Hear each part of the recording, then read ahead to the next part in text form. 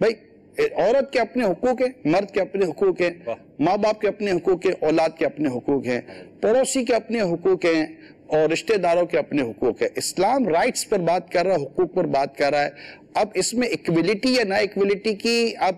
جو ذکر ہے، برابری یا نا برابری کا، ایک انسان ہے ہم، اللہ تعالیٰ کا شکر ہے، لیکن اس میں پورا ایک نظام دنیا کا بنا ہوا ہے، اور دنیا کے نظام میں ایک جگہ پر وہ نظام سنبھالنے والا ایک مرد کو اللہ کریم نے، اگر ہی بنیادی طور پر دیکھا ہے تو مرد کو اللہ نے فضیلت دی ہے عورتوں پر، یہ بات تو ہے۔ انبیاء کرام میں سے جو بھی نبی آیا مرد ہی آئے، یہ اس میں تو کوئی دو رائے ہے ہی نہیں۔ تو یہ چیزوں کو ضرور سمجھنے کی ضرورت ہے، اور جو سوالات اس طرح کے ہمارے ذہن میں پیدا ہوتے ہیں، یہ ماضی میں ایسے سوالات نہیں تھے جی۔ ہم میڈیا نے، سوشل میڈیا نے اور اوورسیز کلچر نے، باہر کے کلچر نے، مغربی کلچر نے، مغربی کلچر کہاں سے آیا؟ سوشل میڈیا کے ذریعے آیا، ٹی وی کے ذریعے آیا، یا بدقسمتی کے ساتھ آج کے اس دور میں ہمارے اپنے ہی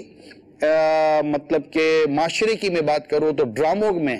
جس طرح کے فیملی اور ریلیشن اور کلچر کو جو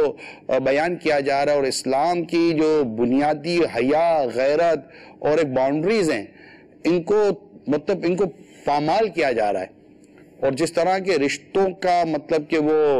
بیان کیا جا رہا ہے، اتنی زیادہ مطلب کہ کریز بنایا گیا ہے ڈراموں کا کہ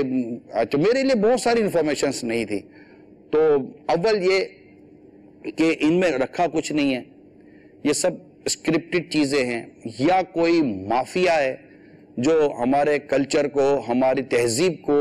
ہمارے دین کے بنیادی احکام کو تباہ کرنے پر تلا ہوا ہے۔ ظاہر میڈیا ایک اپنا رول تو رکھتا ہے، میں بھی اس وقت میڈیا پہ بیٹھا ہوں، میں بھی آپ سے بات کر رہا ہوں، ہو سکتا ہے کہ میری یہ باتیں کئیوں کے لیے پوزیٹیو بن جائیں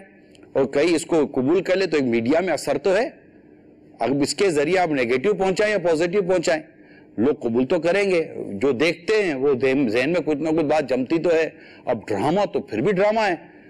وہ تو پورا مطلب پکچرائز ہوتا ہوگا، اور پتہ نہیں اس کے اندر کیا کیا چیزیں ڈالی جاتی ہوں گی، اور کس طرح اس کے اندر سسپینس اور ایموشنز اور چیزیں پیدا کر کے لوگوں کے مائنڈ کو کیپچر کیا جاتا ہوگا۔ اس لیے اے مسلمانوں، اے عاشقان رسول،